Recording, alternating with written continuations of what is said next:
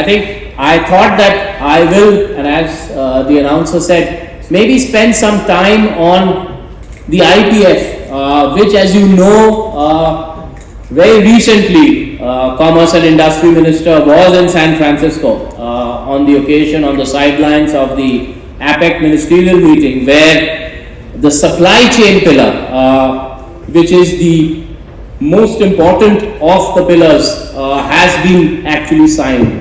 It was done some time back. Many of you might have seen the actual text of the supply chain pillar, but essentially there are three components which I think affect any supply chain. The first, of course, is the aftermath of COVID and the unfortunate wars that we have seen, where supply chain disruptions, logistic bottlenecks and so on have in some sense imperiled the entire auto industry and many other parts of the economy.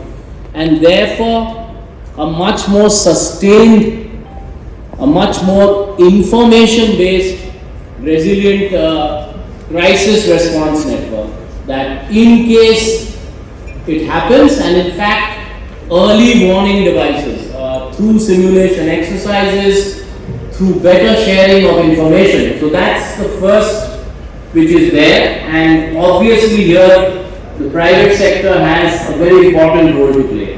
There even be confidential in nature, maintaining that confidentiality, and this is essentially the first. The second, and I think the most critical part for the auto, is what are called the identification of critical sectors and key goods for this entire supply chain analysis. And obviously, this is something that each individual member of the IPF, and you know there are 14, will have to work out. And it's important that it's not just about you, it's about your partner. So for example, if you define X as a key good, say India defines, you will also have to find other partners within IPF who would define this too as a key good.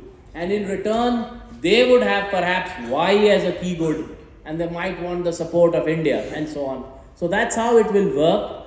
And obviously the auto sector, given its importance in the larger economy, and of course of critical components, many of which I think my previous speakers have mentioned.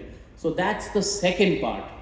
The third, and this is increasingly becoming, by the way, there's an aside. I just saw a news report 2 days back, or maybe yesterday, where Donald Trump has said that if he comes back, he will do an action replay.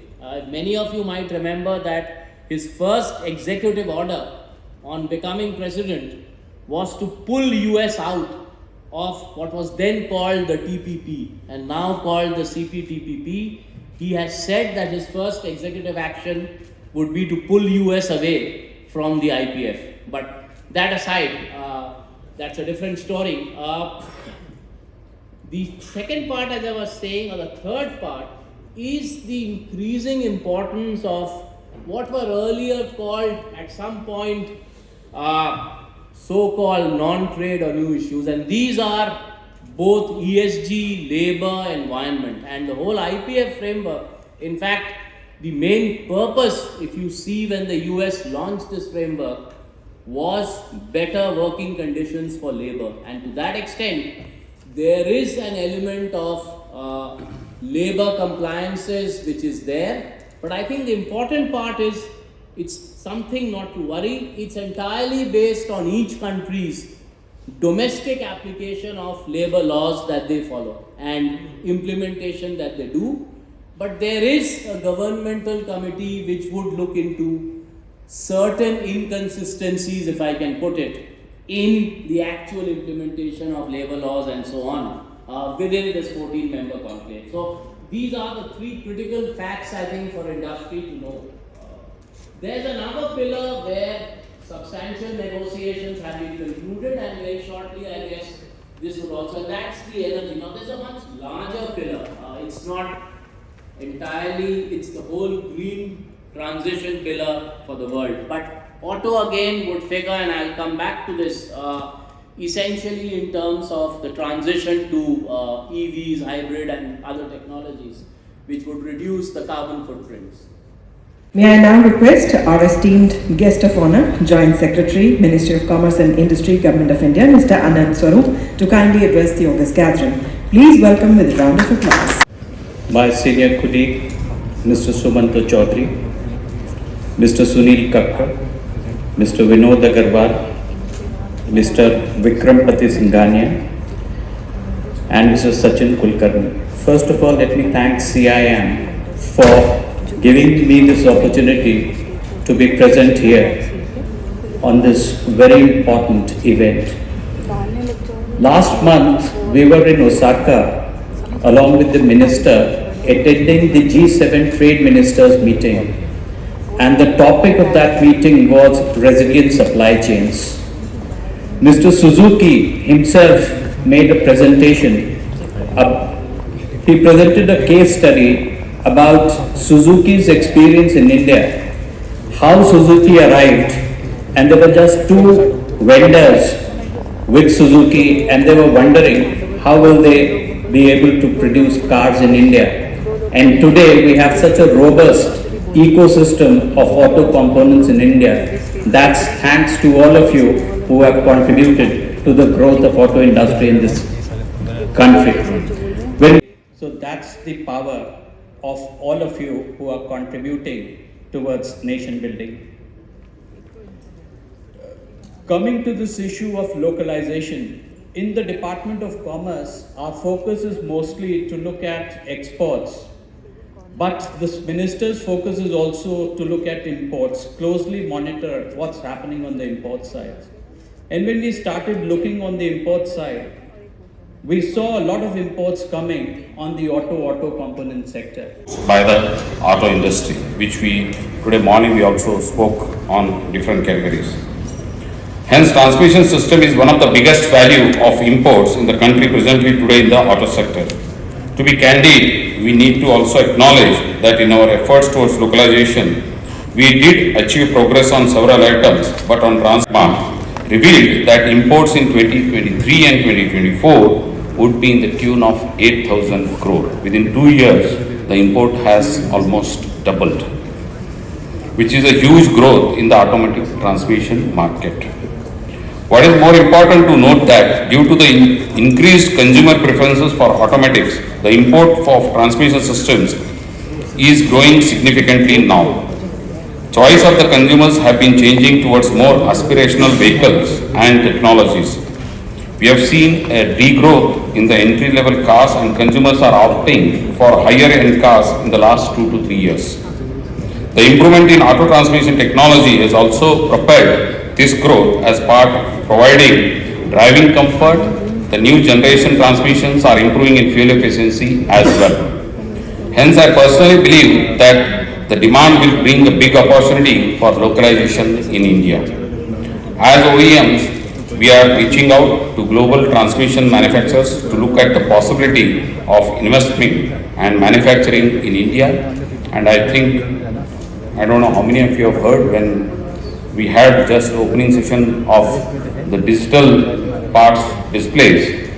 Vehicles, different fuel efficiencies, torque requirements, and huge cost of adaptation of new solutions in respective vehicle platforms. These systems involve intricate technology and precision engineering, demanding substantial investment in research, development, and production. The initial costs are principally high, impacting the affordability of vehicles equipped with automatic transmission.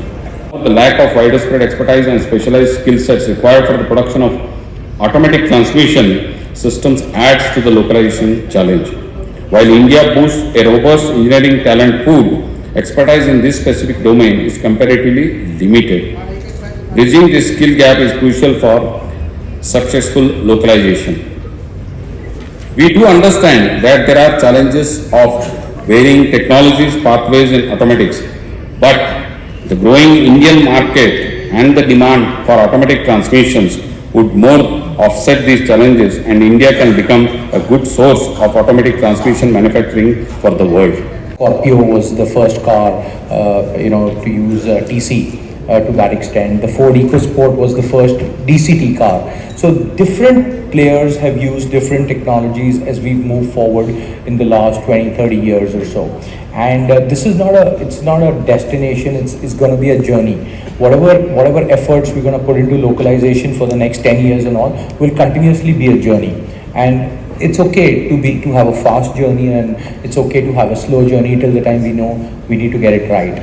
I mean, if you look at electric mobility coming up our way, single gear transmission could be important. More than 50% hatch vehicles will be with AMT, 60% compact SUVs will have DCT, DSG, 80% of sedans will end up having CVT, DC, DCT, 90% SUVs will have TC, DSG. So what I just wanted to emphasize was, it's been a journey. It may not have been as fast paced as every one of us would have desired, and it won't be an as fast paced journey as we probably desire. But we just need to make sure that we get some parts of the journey right as we move ahead.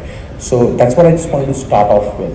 The second thing is, why has it been a challenging journey, and why it will continue to be a challenging journey? 35 per thousand, and there's a huge opportunity with automatics with first time buyers also, because it's easier to drive the vehicle.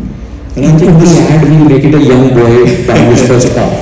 And also I think the perception that there are some automatic technologies that are that have a kind of a fuel efficiency burden on it. But if you look at a well-tuned dual clutch automatic, in fact at a vehicle level, not at a transmission level, but at a vehicle level, it can give a similar fuel efficiency as a manual transmission. And the reason for this is what is called as shift fatigue. When people are driving in very congested areas, when you need to shift gears very often, fatigue sets in, and most people don't know at what engine RPM you should be shifting the gears from first to second, or second to third. And most Indian drivers drive suboptimally at engine RPMs. Whereas a DCT can be tuned for an eco mode, which actually selects the shift mode at the most optimum engine RPM, thereby improving the efficiency. Of course, there's a little bit of loss in terms of the hydraulics and the automation, but at a vehicle level, it is small enough that it can actually compete with manual transmissions over the life cycle of the vehicle. The other hindrance, apart from cost and is serviceability. I think because India is completely dependent on imports, most automotive OEMs are not tuned to service automatics in India. They just replace the transmission because to repair an automatic transmission, it is much more complex. Effort to market automatics is to take a group of OEMs. We did a workshop in Germany at a service center of how an automatic, how a wet clutch DCT is serviced. So you have to first demystify that technology. People have this vision that it's very complex, it's very difficult to maintain. It's not that. There are much more complex systems in engines today. ABS at the vehicle level, ADAS, so many complex systems are there. It's just mystified, and part of the effort is to demystify it. So what I heard over there was very simple. To my mind, the demystification has to happen at two levels. There's level one, demystification from people like yourselves, to say the OEMs, to say that, you know what, serviceability is better, you can probably proclaim a better fuel mileage, you can proclaim better security, you can proclaim a couple of other things that you mentioned over there. So there has to be the first level of demystification that happens there. And then from Sachin's side and your side, sir, there has to be a demystification to the consumer, to say that, you know what, you've made the slightly more bigger investment in this technology, these are the 5 benefits of it, and hence we're going to charge you an X amount of money. My point is, if it sounds so simple, why are we paying that $1 billion import bill? I mean, how do we get rid of that billion-dollar importer? Why don't we have one or two of those, those 4 centers kept at the back? Why don't we have a separate section on just automatic transmissions sponsored by somebody like yourself, Hiren? Why hasn't it happened till date? No, let's be truthful. I mean, there is a challenge of perception and capability. Most program managers in OEMs today, at the end of the day, the CTO's neck is on the line on a new program launch, and they would like to go with a known source like SIAM or ZF. It takes a lot of courage to develop a new source. We are also doing it for the first time, so I'm not saying it's easy, but it takes a vision. To do this, there has to be a vision.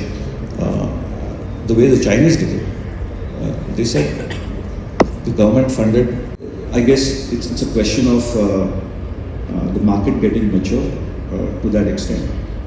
But we have had a very completely surprising, I would say, approach from the OEMs as far as, for example, in electrification.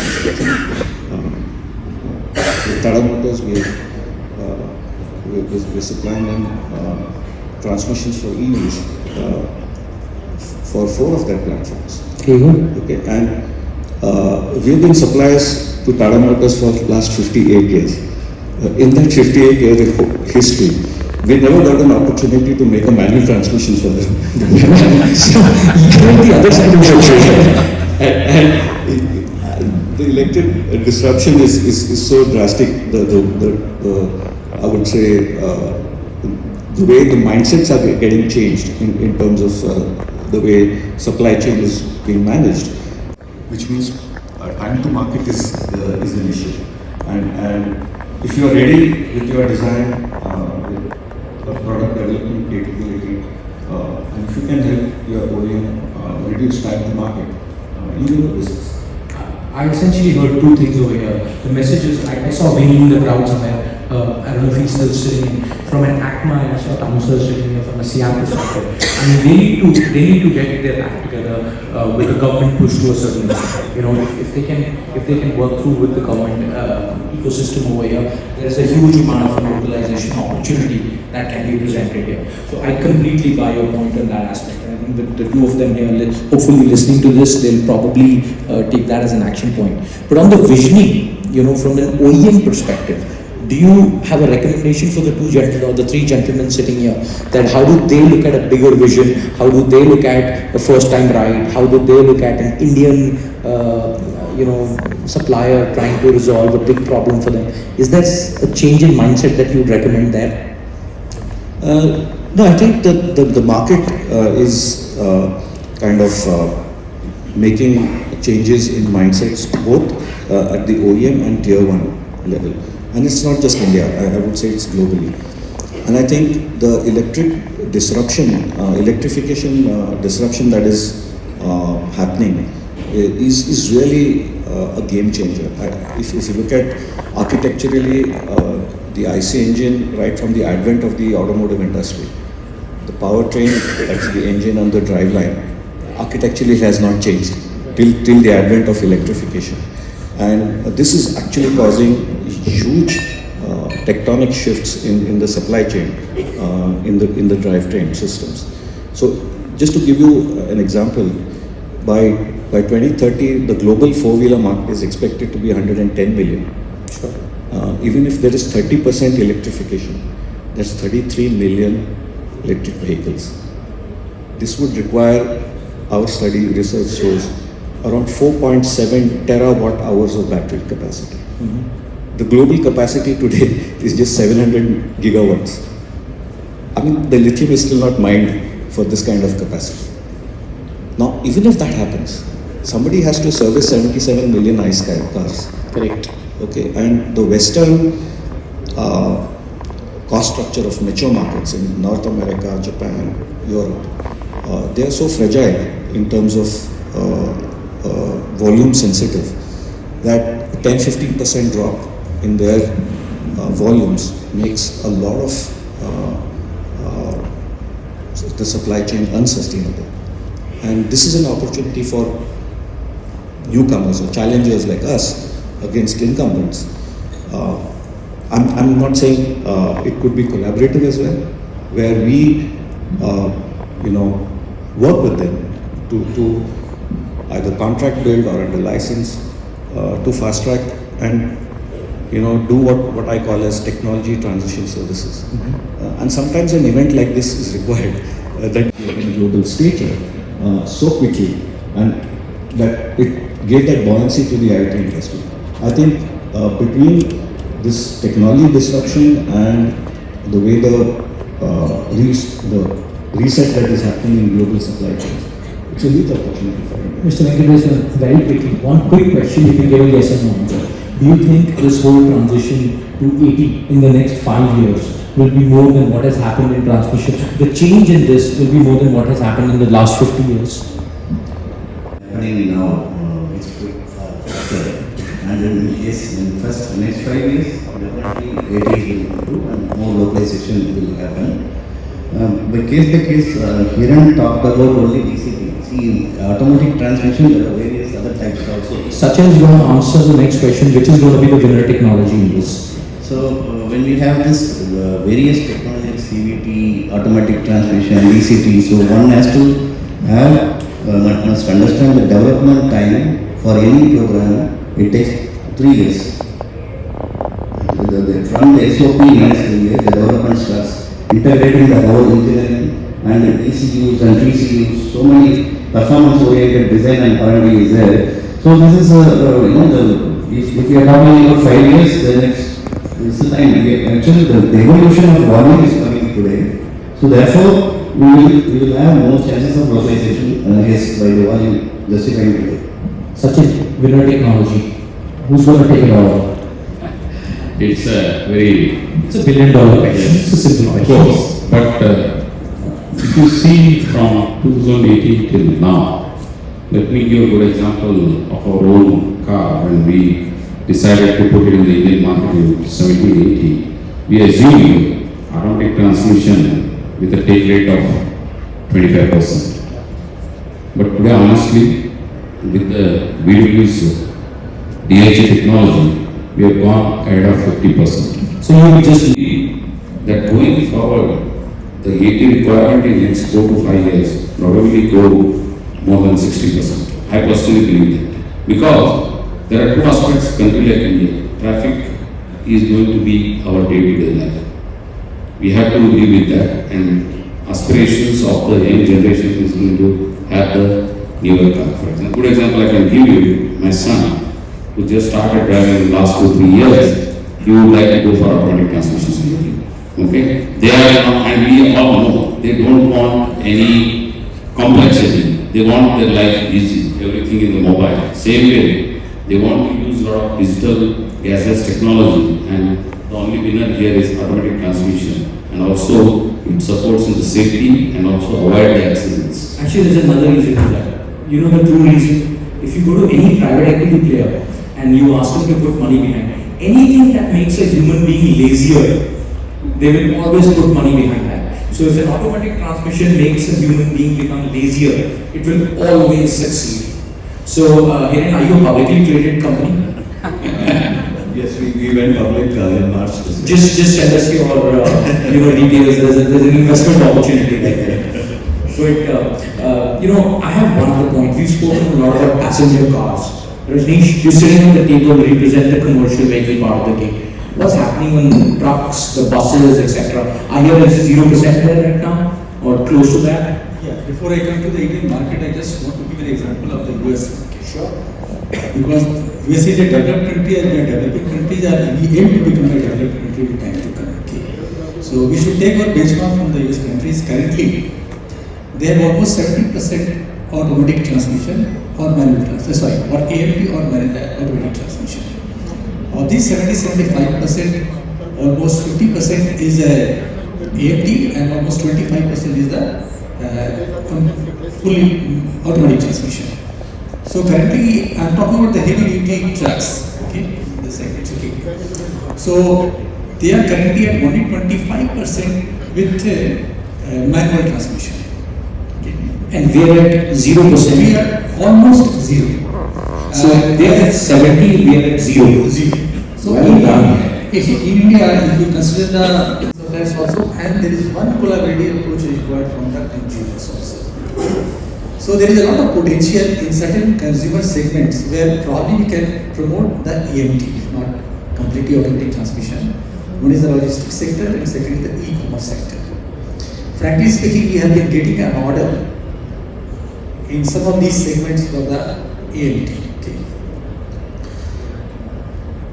These companies basically they are more focused on the efficiency part rather than the cost part. Only I'm talking about the, for example, suppose a vehicle can come from Mumbai to Delhi in 60 hours, and if another vehicle comes in 96 hours, in fact, even at the cost, they will prefer to go to the 60 hours. Sure. Okay. So these are the consumer segments probably you should come forward and go for the automatic or AMT transmission. Okay. The second part probably, which is common for both PV and CV, is that it should not be a egg chicken story. Okay. Because until unless the volume comes, because it requires large investment. The capex requirement is also very high. Okay. So, like in the morning we saw that China plus one, and we discuss so frequently every time. Okay. So India can be used as a manufacturing hub for both passenger vehicle as well as the commercial vehicle as well as automatic or AMT transmission is concerned. Okay. Because the other countries where all these automatic transmissions are there, for example, you might have seen that we are getting from Japan, we are getting from Korea and US. US is very developed country, no doubt. And Japan and Korea has the advantage of FTA, where the custom duty is very less. Okay. But we should also explore about other third countries, other developing countries, where we can be the manufacturing hub, and we can start with low-hanging fruit. Say, for example, the castings, gears, shafts. Okay. Even we can start with TCU also. Okay. That is transmission control, because in ICE also we have the good facility, manufacturing facility of the ECU. So we are not much dependent on the import of the ECU anymore. In fact, of course, they are not very mature on the design front, but as far as the manufacturing is concerned, we are almost fully mature to make that decision. So except few critical parts, probably we can have the localization of this PV and CV. And once the localization improves in the PV, that will definitely push the market in the CV segment, because the CV will not come until the PV penetration is exceeding 50% and 60%. So what you said was our first ad is with the young boy in traffic trying to drive his car, and you're saying that this helps you in fuel efficiency as well as safety. And about 2 years later, our next ad is a driver going from Delhi to Bombay, reducing time by 6 hours and saying that time saved is equivalent to money, lesser driver drowsiness, better efficiency, hence move. So those are the two ads we've designed today in the last hour or so. But just one last question, and I'm going to throw it open for a question to the group here. Is there a particular customer segment that you're going after? Is it the sedan, the SUV, the luxury, premium, anything from a particular customer segment who's going to be making sure that 100% adoption happens here? Sachin, on to you. When I look at hatchbacks, more towards manual because of the fuel efficiency is what in the hatchback cars. When I look at SUV sedans, preference for power converter transmissions. That's where the preference for the customers what they have. And when I go to the premium driving experience, it will be definitely towards DCT or DHG technology. So I can open the section up for any questions that you may have for to work with the potential suppliers and work on localization. And one is standardization also there. Instead of having more diversity, so you need to standardize for a long term, aligning with government policies and see the trend how it goes there, including the electrification. So more localization through standardization. Sachin, your viewpoint? Definitely, I also agree, because as Hiren mentioned, for any supplier, including people who are available to put a huge investments, volume plays the biggest role. And for when I am talking about the transmission, the investment is huge. And definitely, initially 2-3 years, it will be a lot of challenges for them to make profits. But as a long term, definitely there is a big advantage. And as Amtesh said, if we all OEMs collaborate and come to reducing the complexity in terms of using those technologies, then it's a win-win situation. And on top of that, government is also ready to support anybody who wants to invest. Government is ready to look in terms of incentives and other things. So OEM collaboration with government incentives. Rajneesh, from a commercial vehicle perspective, your last thoughts? Yeah, as far as the commercial vehicle is concerned, I think it will follow the passenger vehicle. Okay. So because in passenger vehicle the cost is very, very important. So the penetration is very difficult except the buses. Okay. Okay. And they should also take the advantage of this high tag time. I mean to say improving the turnaround time so that they can get the cost recovered as fast as possible. So even if there is it might be probably, say for example, if the manual transmission costs 25,000, so automatic transmission costs approximately 1 lakh. I'm just giving a this figure. So this high value cost can be recovered probably within, if not within a year, probably within 1.5 to 2 years it can be recovered. Improving the turnaround time. So improved turnaround times from your view. And the Hanuman with the Jari Booty in the group. Your last thoughts? Yeah, I think what you mentioned, the standardization or what we call as modularization, that's where tier 1 can play a constructive role, where you can bring volumes from 2-3 OEMs together. And that's the approach we are taking in terms of designing the DCT in a modular fashion as much as possible. We can operate or derate depending on the clutch. The clutch can be at what is called as the bow on the common clutch family, where you can design the transmission to handle a particular torque range, and you can either operate or derate the clutch depending on the different engines. So if this approach is used, you can get bigger volumes for a standard design and then improve the efficiencies. Hiren, since you've been the Hanuman in the group, we give you 5 extra minutes for a presentation. You've shown so much hope to everyone today. Let's hear the presentation out from you. But please, you're between them and lunch. Yeah. So if you're going to take the away from lunch, you have to be late now. So if you could... Thank you for this opportunity to make a short presentation. As I said, this is just to set the context in terms of what we just discussed, and 2 short slides on what we see as trends, both in terms of technology and in terms of supply chain, sourcing trends. So, as I said, first of all, to attempt something like this, you have to have a vision, and because it takes a lot of money, and it also takes time. Product development, even when a design is ready to be applied on a vehicle, typically takes 3 years in terms of packaging in the vehicle, testing, winter testing, summer testing, calibration of the software. Typically it takes 3 years, so it means a lot of commitment both from the tier 1 and from the OEM. We were fortunate to have an investor like Ananda who kind of helped us set this vision in 2016 when we bought out our stake in our joint venture with Bogwana. Since then we have been looking at transmissions for EVs and also for dual clutch automatics for IC engines. And most of our dual clutch automatics are design protected for hybrids as well. So that to sustain a vision like this, you have to have a strong independent board.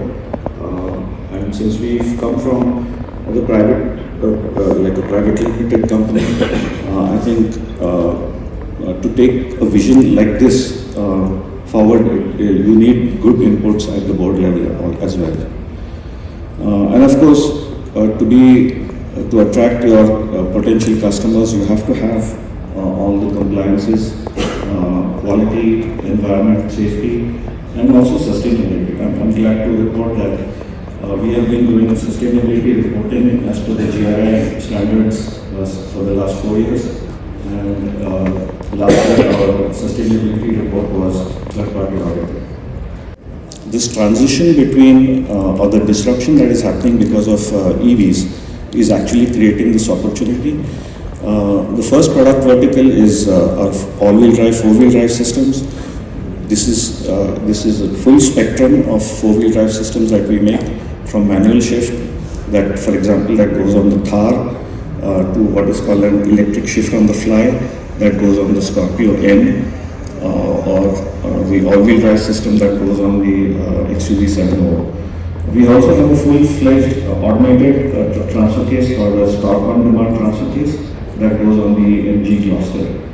So that's the first vertical. The second vertical we have is manual transmissions that kind of complements our four-wheel drive product range. Recently we have launched our EV portfolio. We're working with Taco and Automotive for the compact vehicles. So we have in this product from 55 kilowatts right up to 120 kilowatts power, and our we also have technology with what is called as electronic park lock system, park by wire, which has an ECU that has to be integrated with the canvas of the vehicle. Our latest foray is in dual clutch automatics, which we don't have a customer as of now, but it's under development, and hopefully technology obsolescence is going to happen much faster, especially in the drivetrain, in the transmission business. In the IC engine world, you could have one transmission that could have a product life cycle of 10 to 12 years, but in the electrified world it's going to be maybe 3 to 4 years, because motor technology, a couple of equipment that we do. This is, for example, a dynamometer test stand that is, I think, the only one in India. This test stand is designed specifically to test EVs, because the input RPMs in EVs are much higher compared to ICE engine transmissions. So this is one of the, and you need to make these investments to be able to win market not only in India but globally as well.